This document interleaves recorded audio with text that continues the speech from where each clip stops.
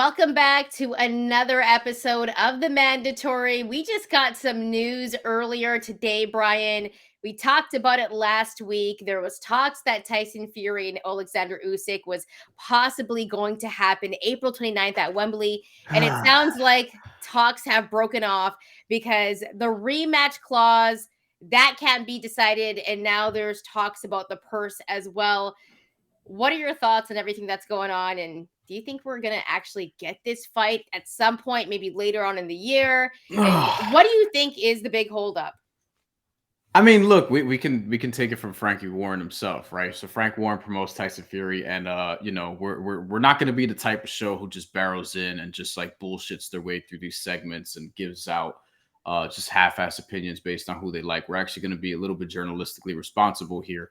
And by the way, you can follow the Mandatory at the Mandatory TKO on Twitter, Instagram, and TikTok. Subscribe to the YouTube channel, everything. We're gonna play some sound from Talk Sport earlier. Frank Warren, who promotes Tyson Fury, was on the show and basically talked about why the rematch clause was a holdup, but also insisted that that's something that they actually got Tyson Fury to agree to. So here's Frank Warren, courtesy of Talk Sport. I convinced Tyson to take the rematch, and he did. So I told him on Sunday, we're going to go with a rematch. Then we got into a situation with how is the rematch going to work? How's it going to be split? The money's to the winners and the losers. And that's what we've been working on. This fight was due to take place on the 29th of April. Everything was agreed, as I said, except for the rematch. It was all about, for the fans, and certainly for me, about those four belts being on the line to find out who's the best out of the two fighters. That's what we want to see. The rematch has become a sideshow. I mean, yeah, that's the big holdup, right? That was the big holdup. Tyson Fury did not want the rematch clause. Oleksandr Usyk wanted the rematch clause. Frank Warren convinced Fury to take the rematch. So it sounded like Fury was all right with it. And then there's the issues with the purse again. Yeah, and he said also, which we're not going to play the entire thing, right? Like we have to do our own show. But Frank Warren also said a couple other things of note, that a lot of the petty stuff they got to agree to. A lot of the other stuff sort of around the bigger picture thing, which, in this case would be the rematch clause. That was always the main hurdle. He also lent voice to Tyson Fury having dealt with this before, regarding Anthony Joshua fight. Not the one that was supposed to take place late last year. That's a different one. If you remember, people, Tyson Fury obviously fought Derek Chisora in December. It was going to be Anthony Joshua at one point. Those negotiations broke off and it ended up being Derek Chisora. That is not what he's referring to. He's referring to when Tyson Fury and Deontay Wilder were basically the best heavyweights in the world, and they were going through their trilogy. And at some point along the line, Tyson Fury was supposed to fight Anthony Joshua. But then Deontay Wilder, there was a rematch clause. They wound up in court. There were millions of dollars changing hands and things of that nature. So he went on to say all of that. We have one more sound to play. Frank Warren was on the show, and also Alex Krassyuk was on the show. That is Oleksandr Usyk's promoter, and confirmed that it would take a miracle for this to happen on the 29th. Not that it won't happen, but it won't happen on April 29th, as previously reported. So this is, again, credit to TalkSport. I still believe this fight can be made, and I believe with the will of everybody concerned, we can get it over the line, and that's what I'm trying to do. So Frank, Alex still says, no, there's distance in this yet. The fight can still happen. You told me earlier on this morning that it's off. Do you stick by that? Only God, the Lord, can give the 100% guarantee. But from the perspective we are having now, this fight is not going to happen on the 29th. Maybe some miracle could happen, but at this point, I'm really sincere. I'm not like trying to play games. It is what it is. It is what it is. The Lord, I love it. So Shantelle, this is where we are. Another fight that's sort of not happening, and I mean, do you have a lot to say here, or anything to say here, in regards to how you feel as a consumer, as someone covering the sport, and also, we are fight fans as well? Okay, so I believe the WBA has said they were going to give Fury and Usyk up until April 1st before they ordered the fight with Oleksandr Usyk, and his mandatory will be Daniel Dubois. Yeah. So there is a fight in the works if this one doesn't happen, which means we could possibly get Tyson Fury and Oleksandr Usyk later on in the fall. It just comes back to the rematch clause. And the biggest thing about that is they had essentially agreed to it, and then the purse changed again.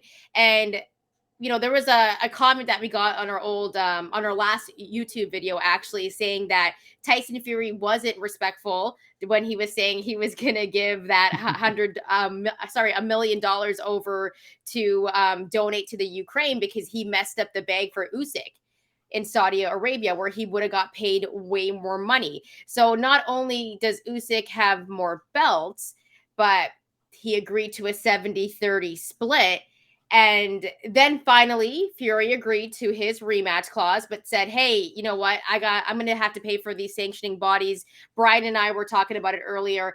It costs a lot of money if you're the undisputed champ to be the undisputed champ and to defend those belts. So Fury wanted more of a bigger purse, but 70-30 is a crazy split already, especially when the other guy has, more titles. Come on, man. When you think about this, it's wild, right? And Fury did say on social media, he said he wasn't going to take anything less than 70-30. So it seems like Usyk's team really, really did try to make this fight happen. Really seems like it. Did Fury's team? Yeah, it seems like, Fury did agree to the rematch clause because he didn't really believe in it at first. So we can't really say that Fury didn't want to make this fight either. But it just seems like it's so reminiscent of Anthony Joshua and Tyson Fury. And I was telling Brian before we got on, listen, man, I'm extremely annoyed with the situation. Either you're going to fight or you're not. And it's all this back and forth. And it's the same thing that boxing fans have to deal with all the time. All this talk about a fight that's going to happen that doesn't get made. Right. And to me, it's like, well, why are we going to talk about it then? We talked about this fight that was going to happen, all this hype on it. And then we get the news that it's not going to happen, and it's annoying. So what are your thoughts on it, Brian? Well, this is why in last week's episode, I put on the lower third, I put happening April 29th in quotation marks, happening, which, the clip also ran on Fight Hype. And look, I think when it comes to this particular fight, I still think we're going to get it, but I also have I have some fears because we've been in this situation before with other super fights that should have happened, didn't. And then years down the line, because guys tend to fight too late, right? Deontay Wilder and Anthony Joshua. I don't know for the life of me how we still don't have that fight. Yeah. In 2018, I was begging, just about begging for them to fight each other. And I remember being at the press conference. It may have been after Deontay Wilder. I don't think it was after he knocked out Luis Ortiz. I don't think it was that soon, but it was at some point, maybe after he knocked out Bermane Stiverne later that year in 2017. But it was around that 2017, 2018 period where Deontay Wilder and Lou DiBella were at a press conference. And Lou DiBella was basically pulling up the receipts because he said that Eddie Hearn had been lying about, they didn't agree to this, that, and the third. And they pulled up some emails, and it was just whole back and forth between Lou DiBella and Eddie Hearn at the time, which we'll probably get Lou DiBella back on this show. We've had him before to talk about that. But ultimately, I don't want this to become Deontay Wilder versus Anthony Joshua. I still have PTSD from Sergey Kovalev and Adonis Stevenson. That didn't happen when it should have. Didn't happen at all, as a matter of fact. And, there's other heavyweight bouts that we missed on. Lennox Lewis versus Riddick Bowe is one of the. Mike Tyson versus Riddick Bowe is in New York. Yeah. I would have loved for that to happen at some point, even though I was very young when those negotiations were going on. That probably would have happened before I was born, but still, I would have loved to go back and watch it, right? Mike Tyson versus George Foreman in the 90s would have been another interesting one. There are big fights that we've missed out on. Sergio Martinez, Gennady Golovkin. Because negotiations or whatever the case may be. And this can't, I don't want this to be one of them. It can't be, but it might be because this is what boxing sort of is. Now, let's get into one more thing before we close up here. The rematch clause. You and I disagree on this, actually. And we don't disagree a lot on this show, right? Maybe if we did, our numbers would look better, quote unquote. But we disagree on the rematch clause. You think that a lot of big fights should have rematch clauses. I don't think that necessarily should be the case. Frank Warren said at the end of that, by the way, he doesn't care for to have a rematch clause Of because course he doesn't. the winner because the winner it makes sense, but I'll finish up here because the winner basically is going to have all the belts, and then afterwards they're probably not going to be able to defend all the belts because Yeah. the mandatory for the IBF is going to be different than the mandatory for the WBC, and then the WBA is going to have its own plans. You already mentioned Daniel Dubois, Andy Ruiz is high up there, and I think the IBF rankings, Deontay Wilder in the WBC. You know what I mean? So it's like you're not going to keep the undisputed title anyway. Look at Josh Taylor; he won the undisputed title, and then he relinquished like 3 of the titles. But I think you can't blame Oleksandr Usyk and his team wanting the same rematch clause that they were going to give Anthony Joshua. I believe in their negotiations, Anthony Joshua was going to have a rematch clause with Usyk. I know that fight didn't happen, but I believe it was there. Don't quote me on that. But I do think for Oleksandr Usyk, it's like another thing with the purse, right? It's like if he was to lose to Tyson Fury, lose all of his titles, he would want the chance to regain those titles because, I mean, first off, he's taking the lesser split and he's got 3 titles over 1. So he'd want that chance to regain that split. But also if he won, he would obviously want a bigger purse than 70-30.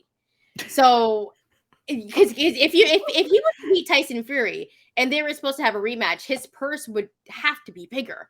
Yeah. He would essentially be the A side. I know Tyson Fury is the A side for this fight, regardless of the fact that Usyk has more of the belts, because like we know what it is, right? It's Tyson Fury. Come on, it's the Gypsy King. But if Usyk won, to your point, yeah, he would obviously be. It'd be Usyk Fury too. It wouldn't be Fury Usyk too.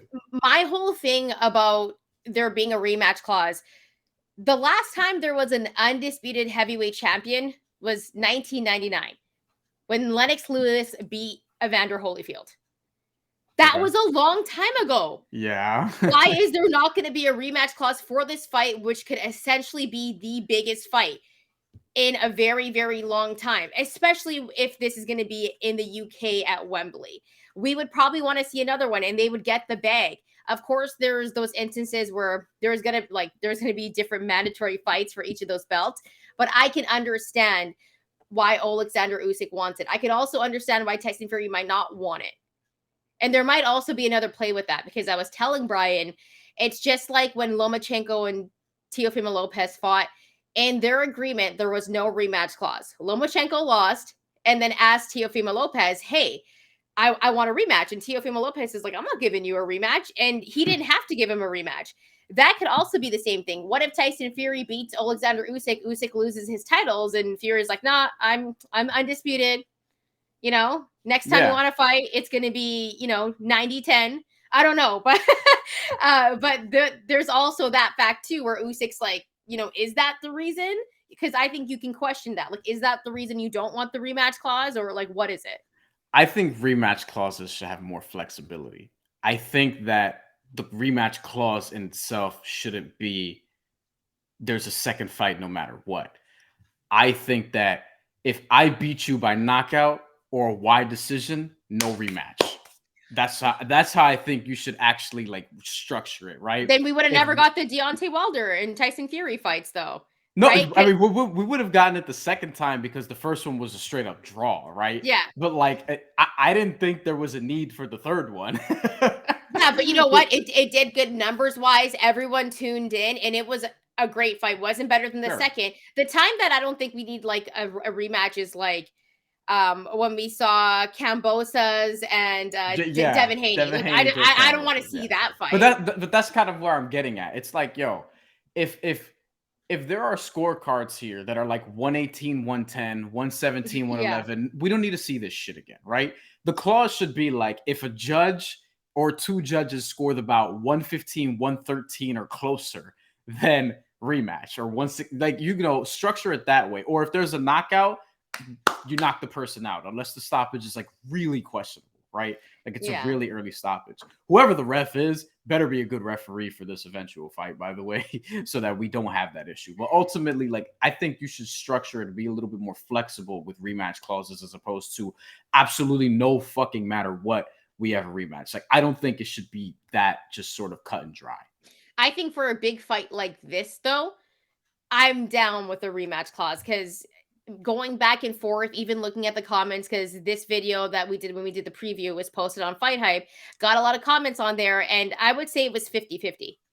This is a 50-50 fight, in my opinion, Tyson Fury and Oleksandr The Usyk. odds So, reflect that, to your point. Like, Tyson Fury's yeah, been a very slight favorite, but in boxing terms, betting wise, that's a 50-50 fight. and we know why he's the favorite. And I do think, even though Usyk has more titles, he's the smaller man.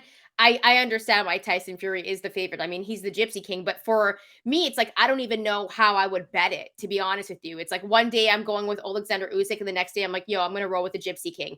That's how tight this fight is. And for a fight like that, we don't know how it's going to look. And we hope that they fight this year because, they're both getting older at the same time. Yeah.